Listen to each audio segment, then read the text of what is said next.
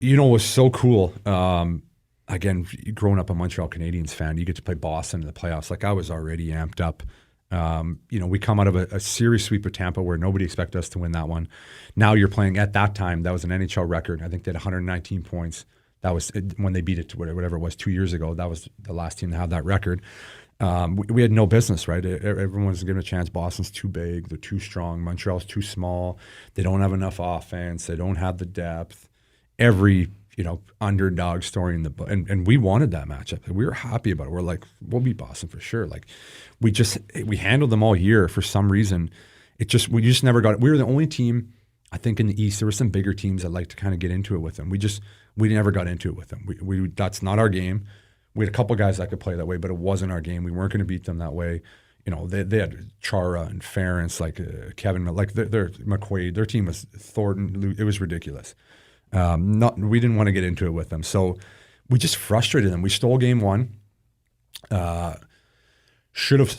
game one, stole game two back home, and then as game 2, 3, 4 started going on, guys like Lucic and Thornton and these guys, they were getting so wound up. And in warm up, they're like sitting there foaming at the mouth, staring at me like, "We're going tonight.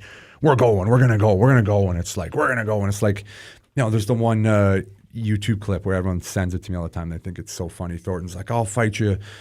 You pick which hand." I tie behind my back. It's like, that's great, man. Like I want you on the ice. And I would tell them that, and they would get so frustrated because at that time, they were considered the best fourth line in the league. It was Campbell, Dan Paille, and Sean Thornton. And our fourth line was me, Brandon Pruss, and Danny Briere for that series. And we just worked them. They got to the point where they couldn't play them against us. Like they were barely playing because we were just working them all the time, and I just loved it. You could just see they're getting so angry, and we're not feeding into it. We're not fighting. In warm-up, I'm just standing there laughing at them, and I'm laughing. I'm looking at them, smiling. They were just foaming at the mouth, and I'm hitting everything too, like every single time, but I'm not fighting them. So they're getting so mad, and then we had the back and forth with Lucic a couple times, and then I flexed on him there. I just thought it was weird because he's on the bench.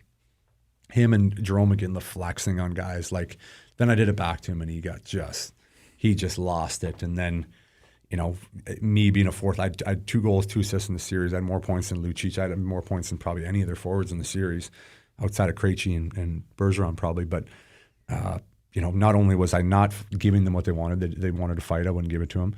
I'm hitting everything. I'm outscoring them, and it was just – and then obviously you see the handshake line when things just melted down for him, and probably a moment he wants back, but he's not getting that one back. What did he say to you in the handshake line? Yeah, I could see in the line, like, it's just unwritten rule in hockey, you handshake, like, good series, it's over, man. Like, that's part of the game.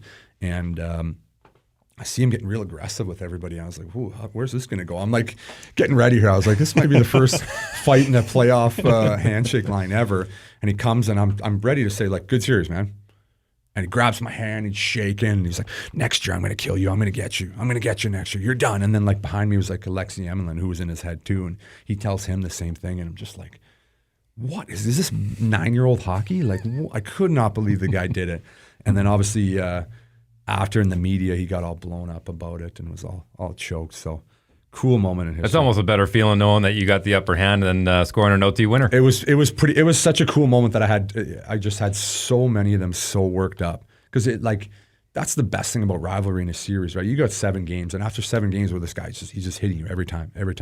I finish every check. Even if it's on Chara, I'm not moving him. I'm hitting you every time. By game 5 and 6, guys are whacking, taking penalties because they're frustrated at that point. Like this guy just will not stop. He will not stop, and that was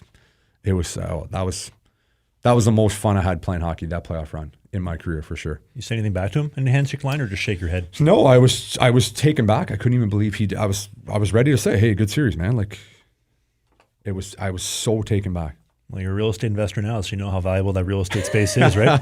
Rent free, baby. I'm still living. Yeah, no rent control over here. Yeah, infinite return in that guy's brain for sure. Hey, more hockey content. It's might be old, it might be new, it might be a full episode, it might be a half episode, but you can click these boxes because who doesn't like clicking boxes?